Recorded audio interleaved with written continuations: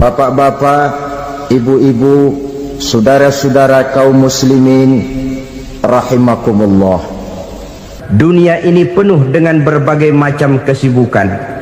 Sejak dari petani yang turun ke ladang, pedagang yang berangkat ke pasar, pelajar yang menuju sekolah, sampai kepada pegawai yang berangkat ke kantor, seluruhnya tidak lain untuk mencari sesuatu yang bernama bahagia. Setiap orang menginginkan kebahagiaan, dan tidak seorang pun menginginkan kesengsaraan dalam kehidupan ini. Namun nyatanya tidak setiap orang yang ingin bahagia mengetahui jalan yang harus ditempuhnya untuk sampai kepada kebahagiaan itu.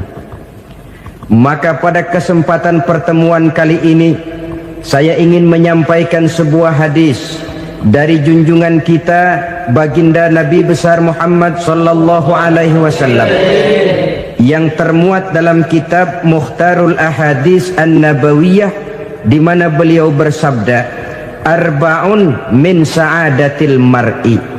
Ada 4 perkara yang merupakan tanda dari orang bahagia. Saya mau tanya, di antara saudara-saudara yang hadir di sini, apa ada yang kepengen jadi orang sengsara? Ya. Seluruhnya tentu ingin mendapatkan kebahagiaan. Maka menurut resep dari Nabi kita, tanda orang bahagia itu 4. Jadi kalau saudara ingin bahagia, harus mempunyai 4 perkara ini. Yang pertama, orang bahagia itu kata Nabi, darun wasi'un. Punya rumah biar bagus asal gede. Enak ngaturnya, daripada sudah punya rumah kecil adanya di pinggir kali, gubuk, kalau hujan bocor, miring lagi, kiamat. Loh, kalau gitu Islam materialis dong. Hadis ini boleh diartikan dengan makna hakiki, arti yang sebenarnya, boleh diartikan dengan makna majazi, arti kiasan. Kalau dia diartikan dengan arti kias, maka yang dimaksud darun wasi'un ay qalbun wasi'un. Rumah yang luas tidak lain daripada hati yang lapang. Karena di situ kunci kebahagiaan yang sebenarnya.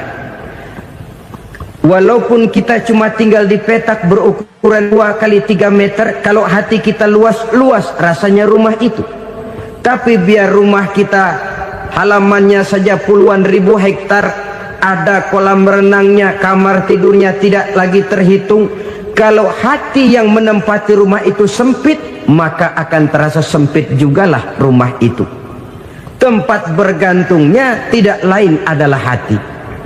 Marilah kita mencoba melihat berbagai pandangan orang tentang bahagia ini. Ada orang menyangka bahwa bahagia itu kalau dia mendapatkan harta yang sebanyak-banyaknya. Siapa yang banyak harta, dialah raja. Apa yang dia mau, seluruhnya bisa dibeli. Keamanannya, dia bisa menyewa petugas. Seluruh fasilitas untuk menyenangkan kehidupannya bisa dibeli. Pendeknya, hartalah segala-galanya dalam kehidupan. Sampai ada pepatah mengatakan, innad darahima fil amakini kulliha taksur rijala mahabatan wa jalala. Sesungguhnya harta, dinar, dirham, uang di mana-mana selalu bikin hebat orang yang memilikinya. Coba lihat, orang yang punya duit sama yang enggak punya duit, jangan gaya hidupnya, gaya jalannya aja lain. Wahia lisanun liman arada fasahatan, wahia silahun liman arada qitala. Uang adalah senjata yang paling ampuh bagi orang yang mau pergi perang, dan lidah yang paling fasih bagi orang yang mau bicara. Kalau bicara dengan lidah macet, cobalah bicara dengan harta, lancar. Sampai ada pepatah demikian, segalanya bisa diatur dengan harta. Maka di kalangan orang yang berpandangan semacam itu, seluruh kegiatan hidupnya hanya terfokus kepada bagaimana mengumpulkan harta yang sebanyak-banyaknya. tidak peduli halal haram, tidak kenal sore pagi siang dan malam, tidak sempat sujud, jauh dari agama, jauh dari kehidupan yang bersifat ruhaniyah, jauh dari Allah dan sebagainya, sampai dalam Al-Quran dikelompokkan dalam kelompok yang dinamakan lumazah. Allazi jama'a malahu wa 'addadah yahsabu anna malahu akhladah. Mereka mengumpul-ngumpulkan harta sebanyak-banyaknya dan menyangka bahwa harta yang banyak itu dapat mengekalkan hidupnya, mengekalkan kekayaannya, mengekalkan kebahagiaannya.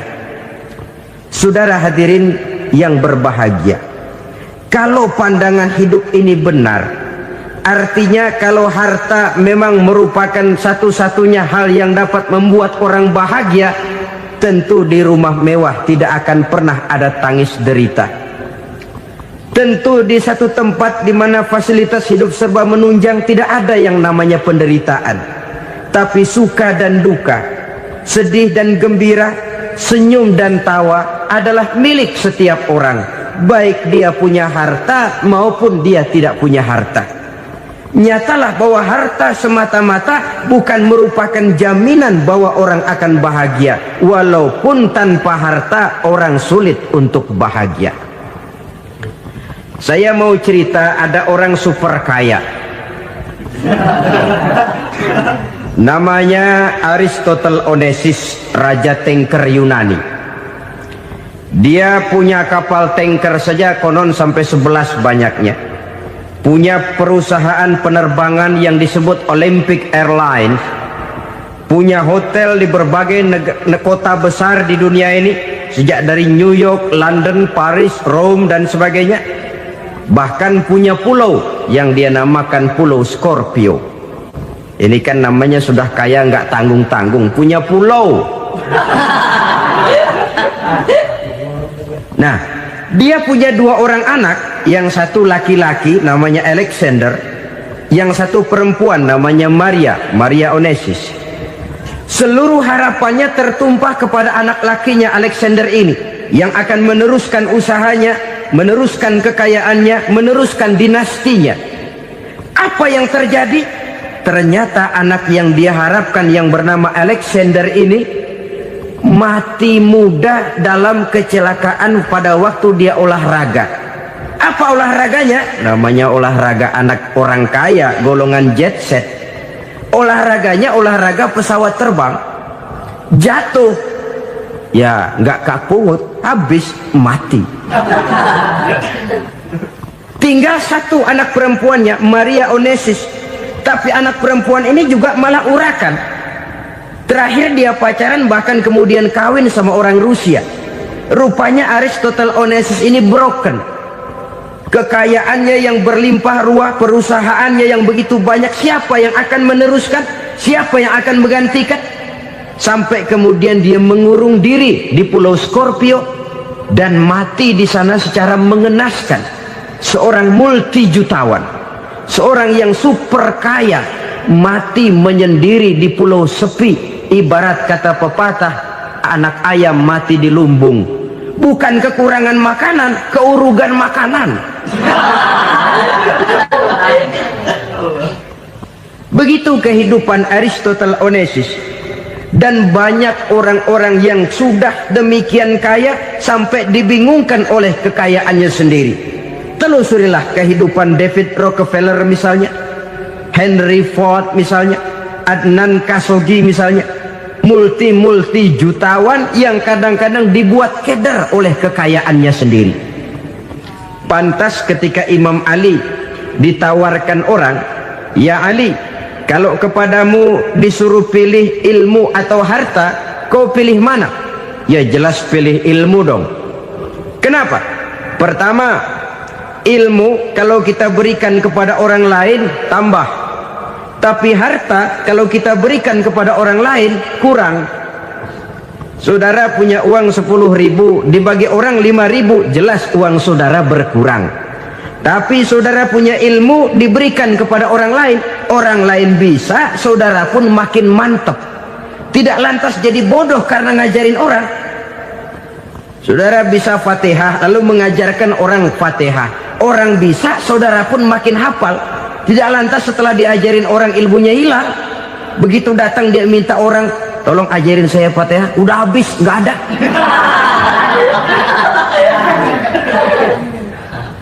Yang kedua kata Imam Ali, ilmu menjaga kita. Kalau harta, kita yang harus jaga.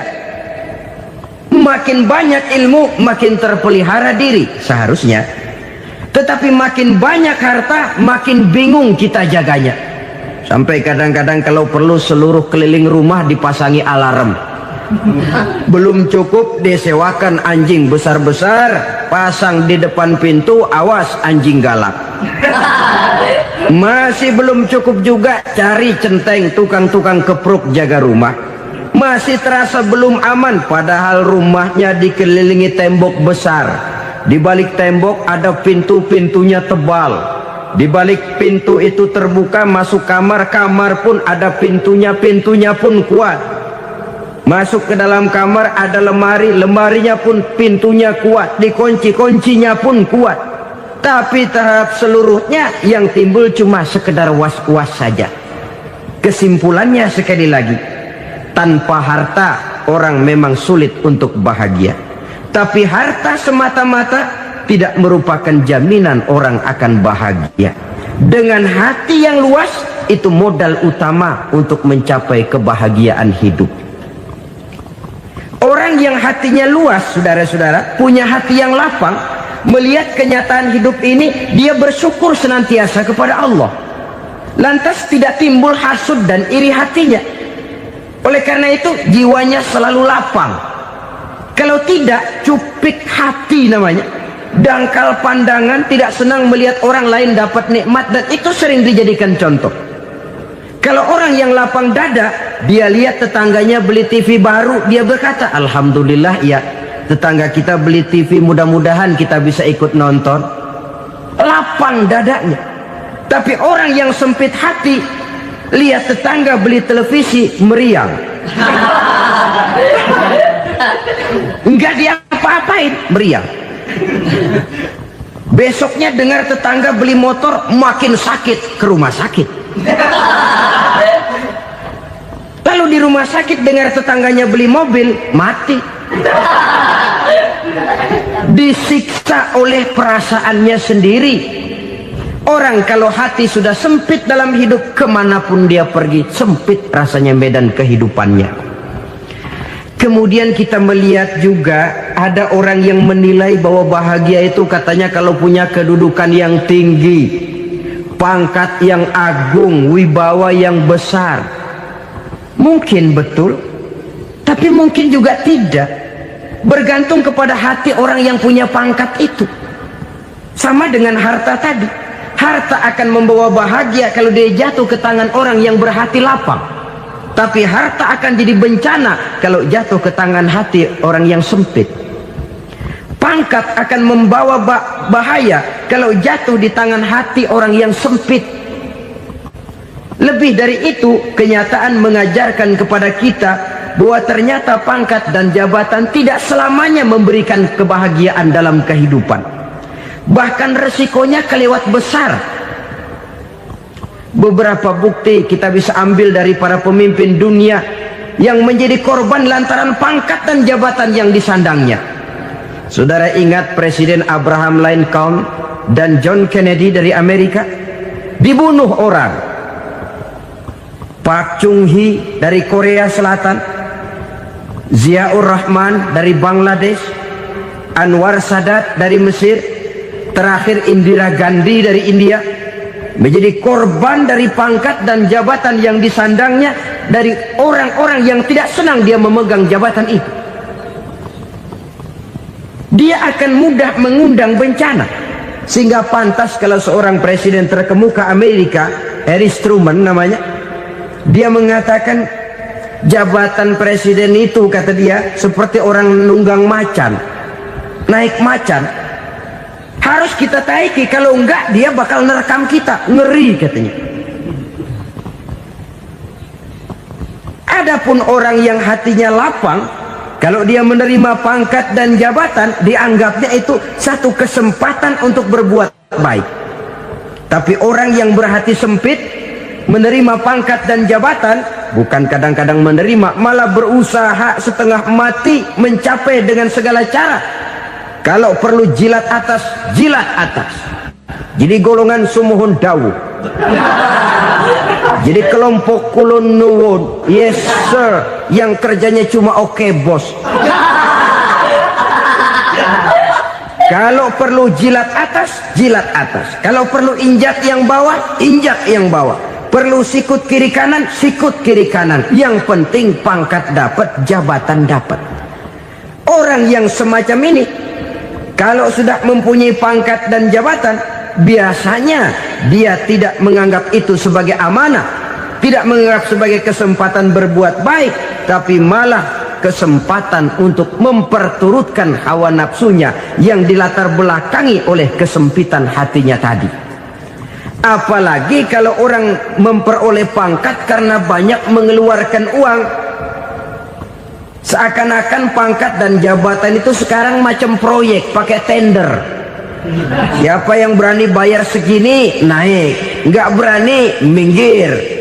Padahal logikanya, kalau orang mencapai satu jabatan karena banyak mengeluarkan uang, hampir bisa dipastikan bahwa setelah jabatan itu dia pegang, langkah pertama yang akan dilakukannya ialah berusaha bagaimana uang yang dia keluarkan supaya kembali.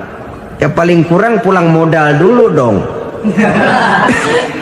Soal mikirin rakyat soal nanti, tapi ini modal harus pulang. Itu celakanya kalau orang memperoleh pangkat dan jabatan cuma karena banyak mengeluarkan uang. Jarang orang yang mempunyai keyakinan dan pandangan bahwa pangkat dan jabatan merupakan amanah. Jadi sekali lagi, pangkat dan jabatan mungkin saja membawa kebahagiaan kalau jatuh ke tangan orang yang berhati lapang. Tapi bisa jadi bencana kalau dia jatuh ke tangan orang yang mempunyai hati yang sempit. Dan lagi-lagi stresnya hati yang lapang. Lalu sebagian orang, saudara, ada yang berpandangan katanya bahagia itu kalau jadi orang terkenal, mempunyai popularitas, menjadi idola di kalangan remaja, di kalangan orang tua, di segala lapisan masyarakat. Padahal makin populer orang, makin terikat dia.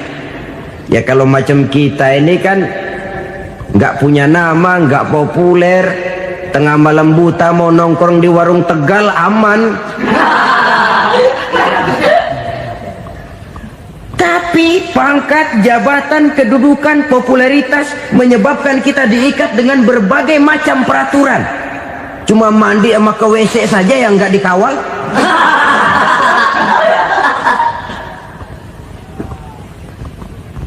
Benarkah popularitas, ketenaran membawa kebahagiaan? Mungkin ya, tapi mungkin juga tidak. Kenapa? Banyak orang-orang populer yang mengakhiri hidupnya secara tragis. Kita ambil beberapa nama. Di Amerika tahun 60-an ada bintang seksi paling terkenal yang dijuluki seks bom, bom seksi. Sampai sekarang jadi legenda, namanya Marilyn Monroe. Singkatan doublenya itu inisialnya MM, Marilyn Monroe. Terkenal, top, sampai dia mati tahun 62. Namanya sekarang masih saja dibicarakan orang. Kenapa dia bunuh diri? Tidak punya hartakah dia? Banyak. Kurang populerkah dia? Seluruh dunia mengenalnya. Sejak rakyat kecil sampai pejabat tinggi dia punya hubungan. Kenapa? Jenuh. Dia terlahir dalam keadaan yatim. Setelah itu tidak lama dia berangkat remaja, ibunya meninggal. Pindah dari wanita asuh ke wanita asuh sampai 12 orang ibu angkatnya. Dan kekecewaan yang paling parah, setiap laki-laki yang dekat dengannya hanya seperti kapal berlabuh. datang dan pergi silih berganti, padahal dia merindukan seseorang yang bisa melindungi hidupnya. Dia rindukan itu dan dia tidak pernah menemukan. Itu yang akhirnya menyebabkan dia minum pil tidur kelewat dosis, minum obat tidur kebanyakan, ya tidur terus sampai sekarang.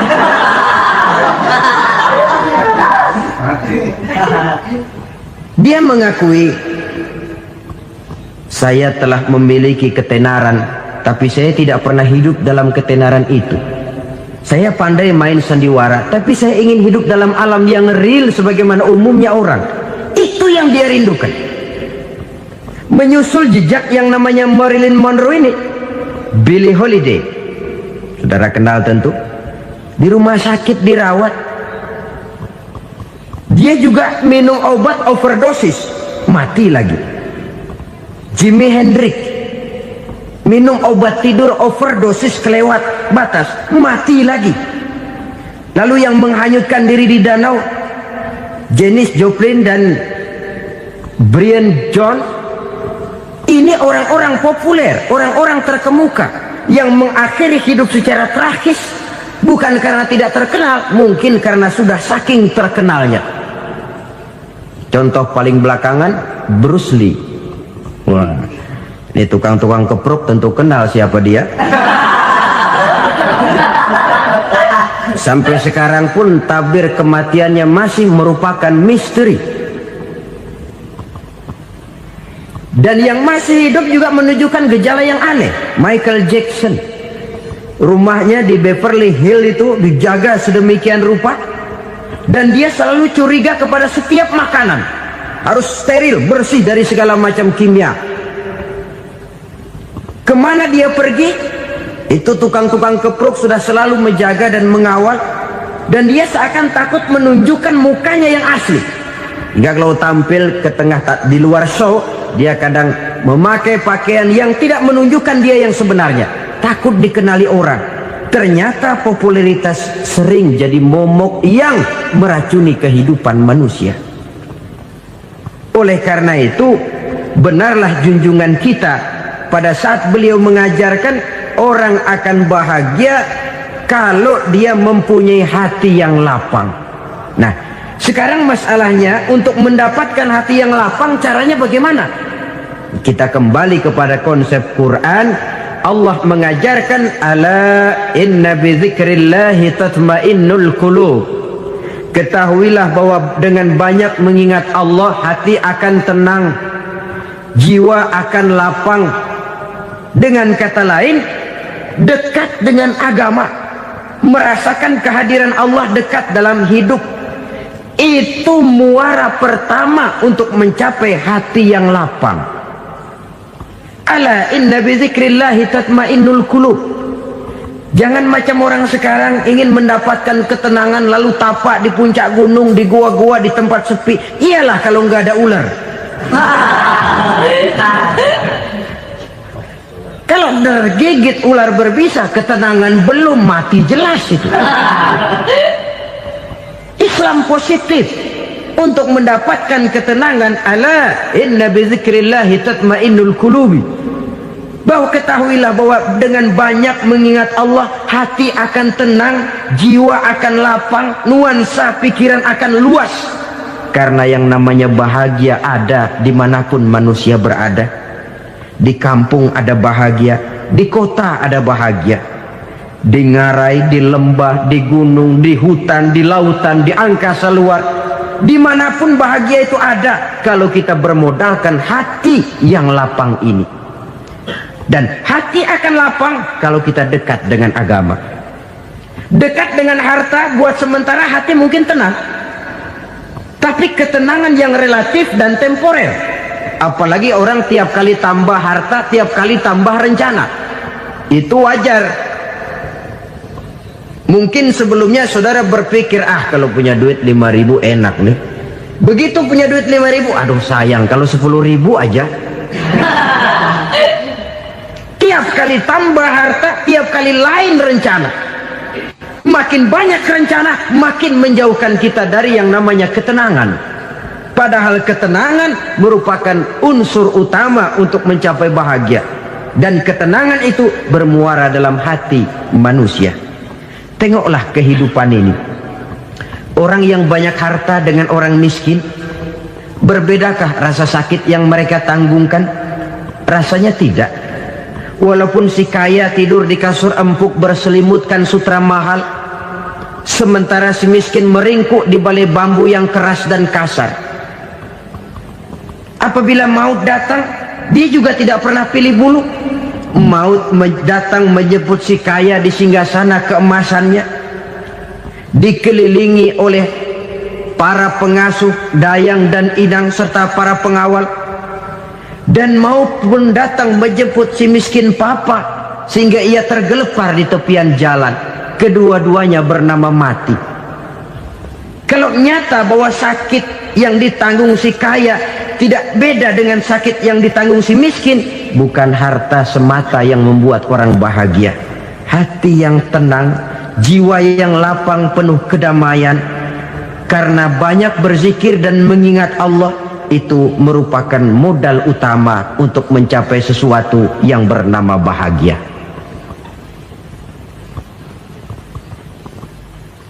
Saudara hadirin yang saya hormati, inilah yang pertama dari 4 ciri yang digambarkan oleh Nabi tentang tanda-tanda orang bahagia.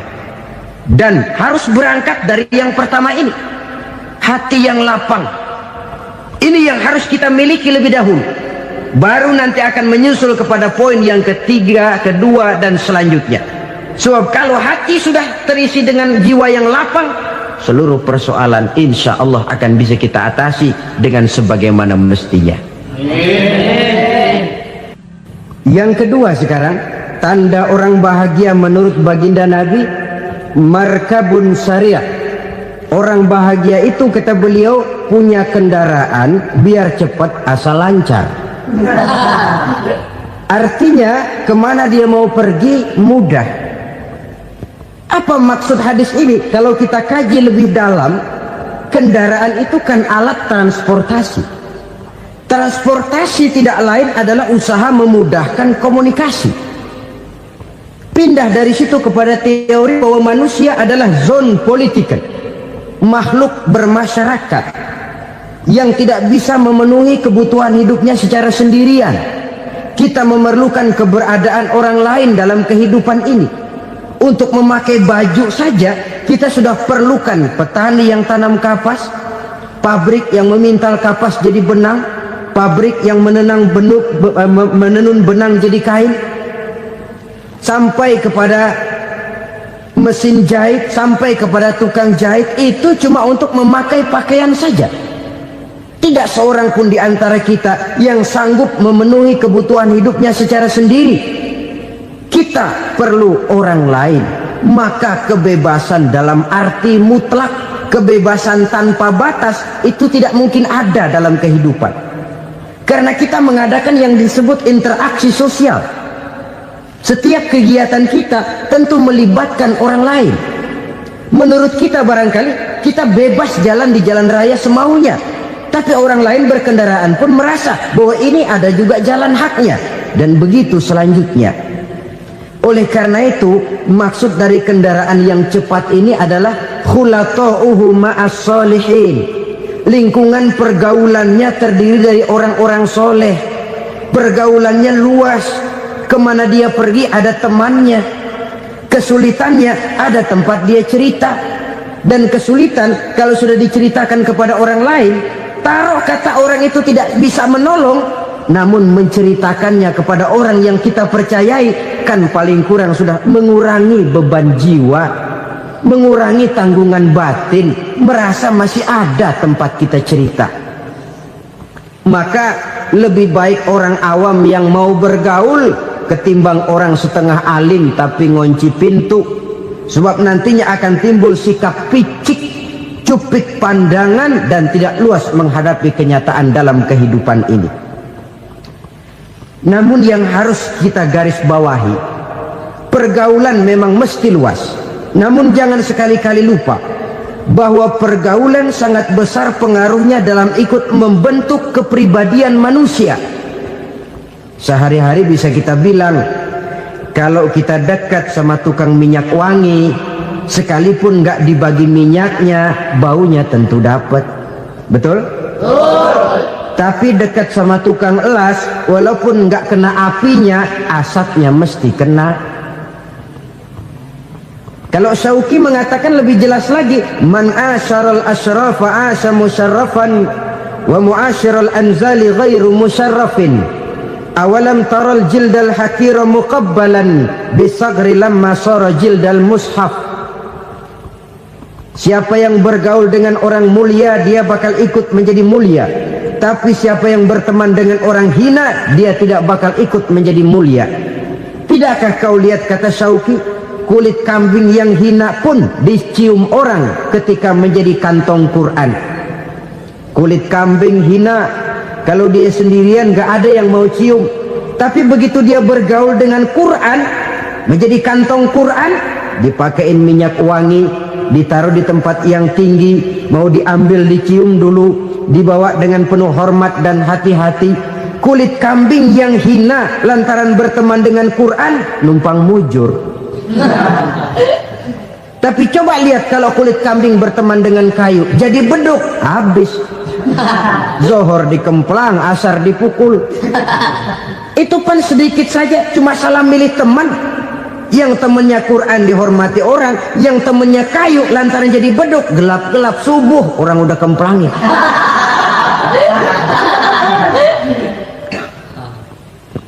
Maka terutama kepada adik-adik remaja yang masih mencari identitas diri, yang ibarat kaset masih kaset kosong, mudah diisi oleh apapun, pandai-pandailah memilih teman dalam bergaul. Karena banyak orang yang tadinya baik-baik, ketika terseret dalam pergaulan dengan orang yang tidak baik, kebaikannya menjadi lentur dan luntur.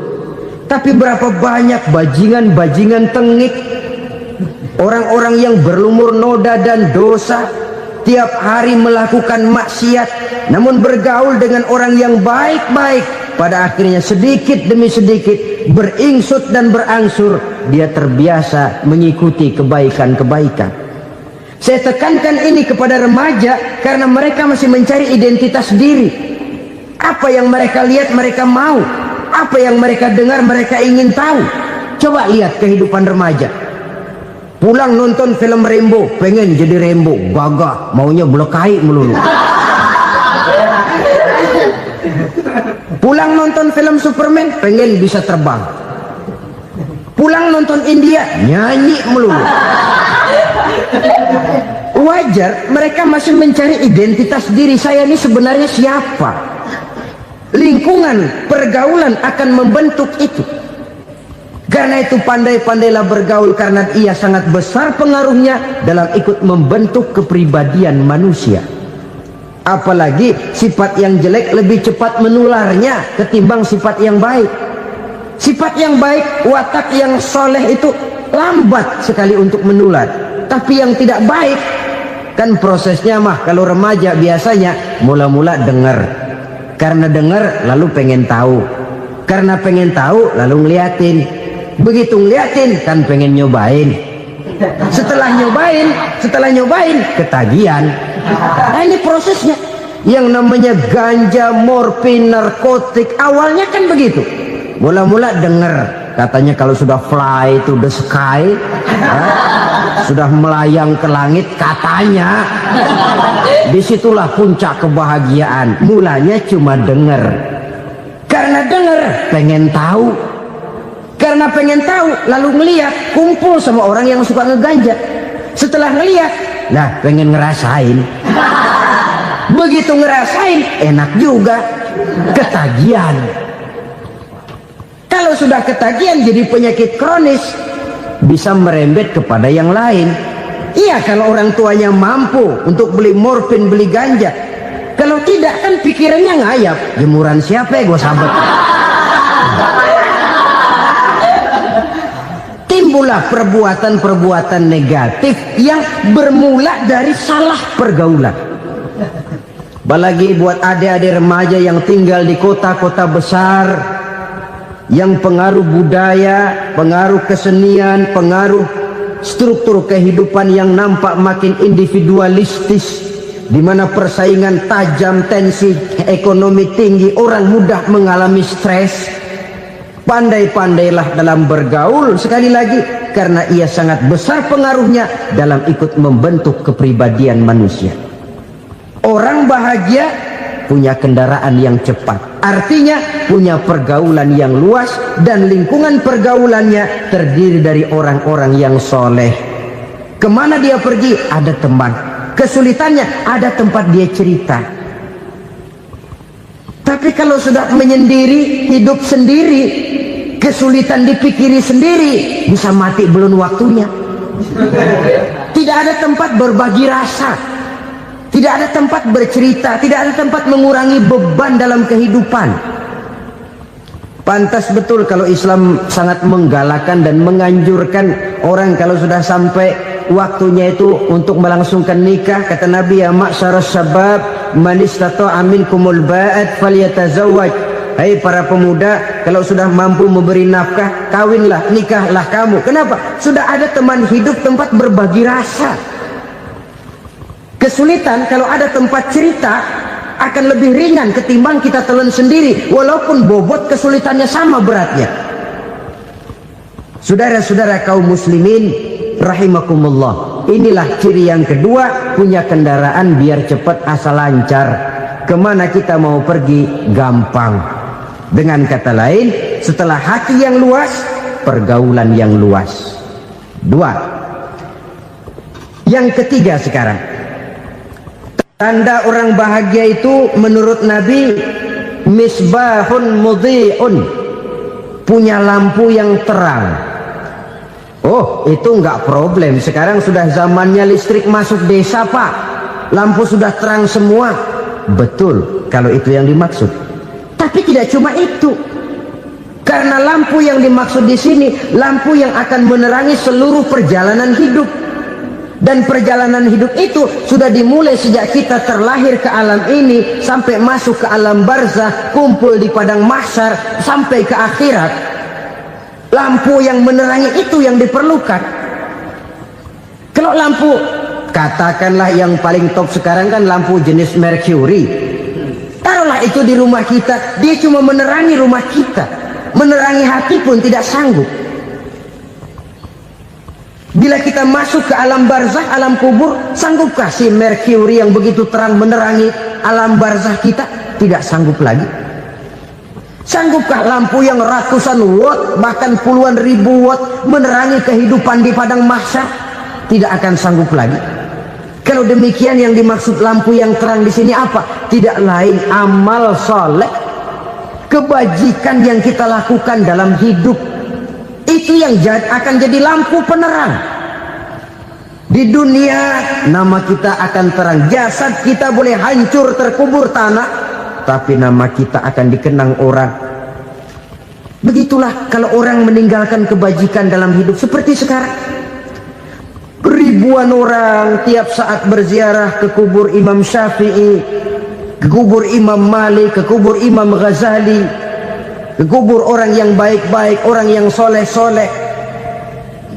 Kebajikannya yang ditinggalkan, yang mengukir namanya dengan tinta emas, sehingga saudara sudah terbaring di alam kubur. Orang lewat, Allah, ini kuburannya Fulan bin Fulan, dulu ini kebaikannya Masya Allah, saya ikut merasakan. Mari kita mampir sebentar, kita Fatihah, mohon disampaikan Allah pahalanya kepada almarhum. Al-Fatihah. Itu kalau orang baik-baik. Lalu saudara tanya, Pak, orang mati dikirimin Fatihah apa nyampe pahalanya? Saya jawab, kalau saudara nggak percaya, mati dulu dah. Nanti saya Fatihain, tungguin di sana, umpama nggak sampai balik lagi kemari.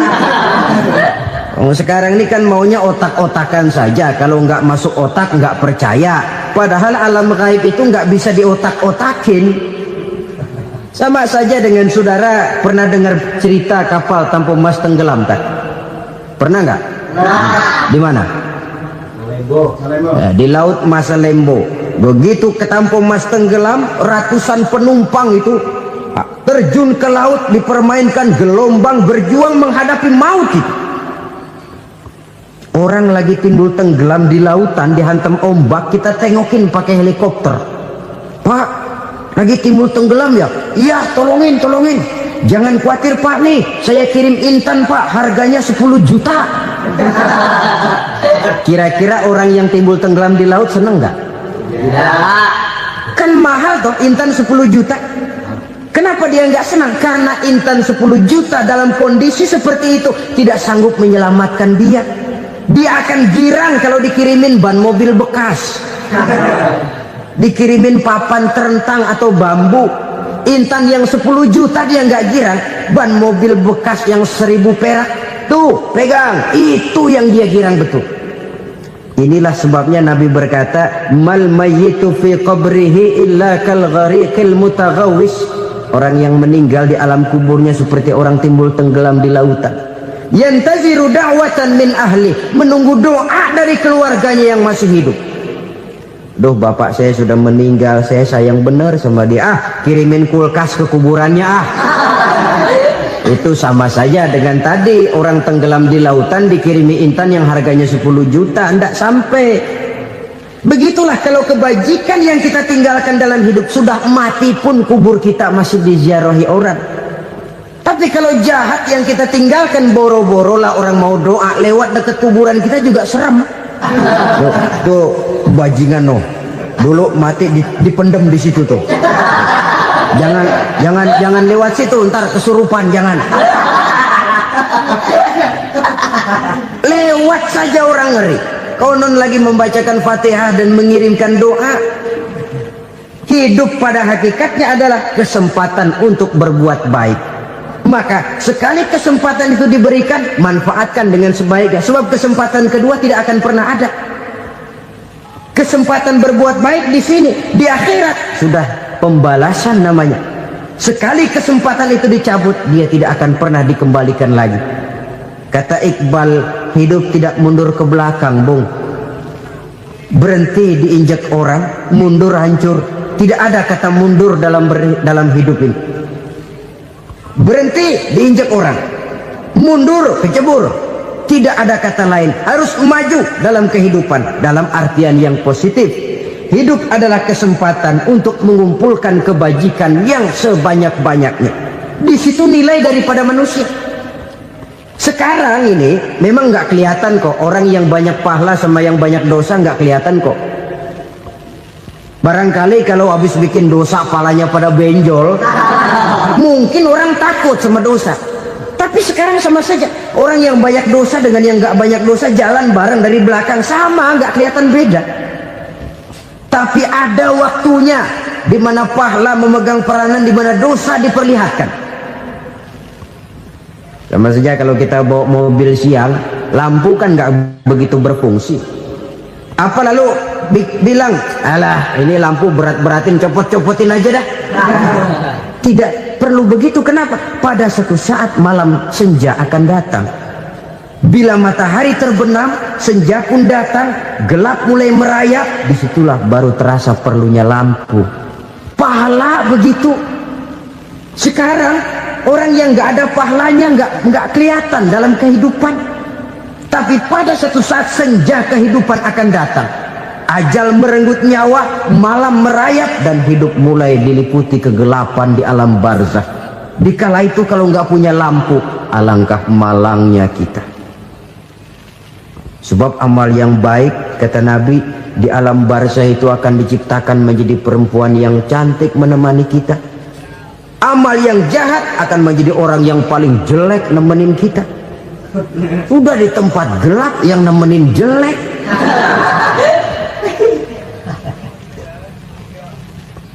Kaum muslimin rahimakumullah. Kalau demikian masalahnya, tergantunglah kita pandai memanfaatkan waktu. Al-waktu kasayf, waktu itu cepat sekali. Yang namanya waktu itu tahu-tahu.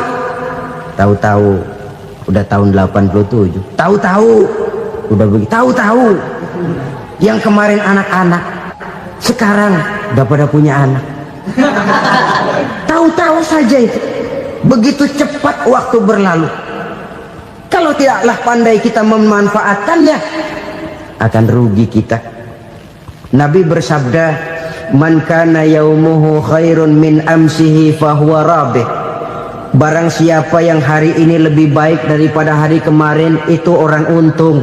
Hari ini lebih baik daripada kemarin, bulan ini lebih baik dari bulan kemarin, tahun ini lebih baik dari tahun kemarin, itu orang yang beruntung. Tahun kemarin sembahyangnya maghrib doang, sekarang udah tambah isya. Tahun kemarin cuman Idul Fitri aja ngancem bener, sekarang udah tambah Jumat, lalu tambah lagi maghrib, tambah lagi isya, dan selanjutnya. Hari ini lebih baik daripada kemarin, itu orang yang beruntung. Wa man kana yaumuhu mislu amsihi fahuwa khasir. Lalu barang siapa yang hari ini sama saja dengan hari kemarin, itu orang rugi. Hari ini sama dengan kemarin, rugi itu. Bulan ini begitu, bulan kemarin begitu, tahun ini begitu, tahun lalu juga begitu. Rugi itu orang. Rugi apa? Rugi umur. Umur tambah, amalan gak pernah tambah. Dan saya pikir lebih merupakan azab ketimbang nikmat kalau orang dikasih panjang umur cuma untuk numpuk dosa. Mending mana? Panjang umur banyak dosa sama pendek umur dikit dosa? Mending mana? Mending mana? Ya, paling mending tentu panjang umur banyak pahala. Tapi kalau tidak, sekali lagi, lebih merupakan azab ketimbang nikmat kalau orang diberikan panjang umur tapi cuma untuk sekedar menumpuk dosa. Kehilangan kesadaran bahwa dunia bukan terminal akhir dari satu perjalanan. Dia cuma halte di mana kita berhenti sebentar untuk menuju kepada terminal yang hakiki. Saudara-saudara kaum muslimin rahimakumullah, inilah lampu yang akan menerangi kehidupan, amal yang kita lakukan di dalam kehidupan. Jadi yang dimaksud dengan lampu yang terang, kebajikan yang kita kerjakan dalam hidup. Nah, setiap orang di awal tadi saya bilang ingin bahagia. Bahagia itu kan hakikatnya kumpulan senang dan selamat. Senang, selamat. Apa bedanya? Senang tapi tidak selamat, nggak bahagia. Selamat tapi nggak senang, nggak bahagia orang. Contoh, kalau orang korupsi, duitnya banyak, senang dia, tapi keselamatannya. Ada tentara baris di samping rumahnya udah bingung, padahal tentara latihan. Tentara cuma latihan, dia bingung. Senang, tapi karena keselamatannya tidak terjamin, dia tidak bahagia. Sebaliknya pegawai negeri jujur benar, cuma segaji-gajinya, selamat nggak korupsi tapi melarat, ya nggak bahagia juga, kurang senang. Kesenangan dan keselamatan untuk dunia saja, ya sekali lagi, kalau cuma sekedar untuk dunia saja, bisa dibeli pakai uang, bisa dibeli pakai uang. Saudara ingin selamat, bisa dibeli pakai uang. Saudara ingin senang, bisa dibeli dengan uang. Tapi setelah mati masuk ke alam barzah, habis kekuasaan uang. Nggak bisa lagi beli keselamatan pakai uang, tidak mungkin lagi membeli kesenangan dengan uang. Di situ pahala yang megang peranan. Makin banyak pahala, makin banyak saham untuk membeli kesenangan dan keselamatan, untuk memperoleh yang namanya bahagia. Dan jangan lupa loh, di alam barzah kita nggak sebentar, menunggu datangnya kiamat. Loh iya, kalau kita begitu dikuburin terus kiamat datang, untung. Tapi kalau masih harus 1000, 2000, puluhan ribu tahun yang akan datang, dalam satu penantian yang begitu lama, tanpa saham untuk memperoleh kebahagiaan, satu kemalangan yang tidak ada pernah putus-putusnya. Janganlah tergelincir oleh kebahagiaan sebentar yang menipu dengan mengorbankan kebahagiaan hakiki yang berjangka panjang. Apa artinya senyum sejenak kalau harus ditebus dengan tangis seumur hidup? Biarlah kita minum jamu, pahit memang, getir memang, tapi kan besok badan sehat. Daripada sekarang minum sirup, manis memang, enak memang, tapi bibir pada jontor besoknya. Sirawan, batuk, nggak karu-karuan. Banyak orang tertipu oleh kesenangan yang sebentar, padahal laisa kullu ma yalma'u zahaban. Belum tentu semua yang berkilat itu emas, belum tentu semua yang gemerlap itu intan. Karena itu marilah manfaatkan kesempatan yang diberikan Allah ini untuk mengumpulkan kebajikan yang sebanyak-banyaknya. Yang terakhir sekarang, yang keempat, tanda orang bahagia kata Nabi. Zaujatun salihah. Orang bahagia itu tanda yang keempat kata Nabi, punya istri biar cakep asal taat. Sudah surga itu, cakep taat. Istri kayak gitu, kalau belum mati jangan dikuburin dulu. Sudah cakep taat lagi, tapi kadang-kadang enggak, udah jelek ngadat melulu. Apa yang mau dipilih? Sebab itu Quran mengatakan istri pakaian untuk suami, suami pakaian untuk istri. Kenapa suami istri diibaratkan pakaian? Alangkah tingginya gaya bahasa Quran ini. Suami istri teman hidup, hidup perjalanan panjang. Sejak kita dalam rahim sudah ada hidup kan di sini. Sampai ke alam dunia, masuk ke alam barzah, kumpul di padang mahsyar, sampai menuju akhirat, itu perjalanan hidup. Carilah istri atau suami teman hidup yang membawa manfaat tidak hanya kehidupan di dunia ini, sampai di alam barzah, sampai di padang mahsyar. Suaminya mungkin meninggal lebih dulu, atau istrinya mungkin meninggal lebih dulu, tapi suami atau istri yang masih hidup berbuat kebajikan. Suami saya meninggal, ada hartanya, saya sedekahkan, niat pahala untuk almarhum suami saya. Ini teman hidup, tidak dibatasi dan tidak bisa dipisahkan oleh maut sekalipun. Zohirnya mungkin pisah, badannya mungkin pisah, tapi hatinya, jiwanya, kebersamaannya dalam menghadapi kehidupan. Karena itu saudara-saudara, bahasa Quran indah. Suami istri diibaratkan seperti pakaian. Apa fungsi pakaian? Pertama, pakaian jadi kebanggaan. Artinya suami harus menjadi kebanggaan istri, istri harus jadi kebanggaan suami. Yang kedua, pakaian itu kan fungsinya menutup aurat. Artinya sesama suami istri harus saling menjaga kekurangan masing-masing. Jangan malah sesama suami istri saling membongkar rahasia dan aibnya sendiri-sendiri. Istrinya diceritain jeleknya di mana-mana, atau suaminya dibongkar rahasianya di pasar umum. Itu sudah tidak lagi berfungsi sebagai pakaian. Kenapa semua ini diperlukan? Karena kita menyadari bangsa yang baik terdiri dari masyarakat yang baik. Masyarakat yang baik merupakan susunan dari warga yang baik. Warga yang baik adalah terdiri dari rumah tangga yang baik. Dan rumah tangga yang baik merupakan susunan dari pribadi yang baik. Dari situ langkah dimulai. Membangun satu bangsa yang baik diawali dengan membangun rumah tangga yang baik, dengan menciptakan pribadi-pribadi yang baik. Sehingga dari sini diharapkan berkembanglah nilai-nilai kebaikan. Orang akan bahagia mempunyai istri yang soleh. Kenapa? Tidak ada seorang suami bisa sukses jadi apapun dia, apapun profesinya. Dokterkah, kiaikah, mubalikah, petanikah, pengusahakah, pejabat tinggikah, tidak ada seorang suami yang bisa sukses tanpa peran serta istrinya. Walaupun memang peranan itu tidak begitu kelihatan, tapi sangat menentukan.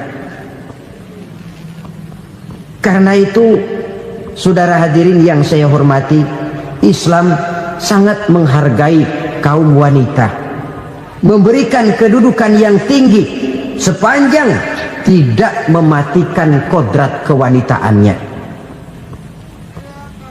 Nah, kalau sudah kesuksesan ini diawali dari rumah tangga, karier di masyarakat mudah untuk dikejar. Tapi keberantakan di rumah tangga merupakan kegagalan pertama di tempat lain. Nah, inilah saja yang dapat Al-Fakir sampaikan pada pertemuan kali ini. selalu berusaha menyimpan sesuatu yang bisa membawa manfaat, baik untuk dirinya, untuk anak cucunya, maupun untuk keluarganya, untuk masa kini dan masa depannya. Kadang simpanan itu berbentuk uang, kadang berupa tanah, lain saat berbentuk pabrik, dan lain sebagainya. Sementara masa depan yang paling pasti adalah akhirat. Jika untuk masa depan dunia kita rela memeras keringat, membanting tulang, pergi pagi dan pulang petang, menyimpan uang, menyimpan tanah, menyimpan pabrik, pernahkah kita merenung jika satu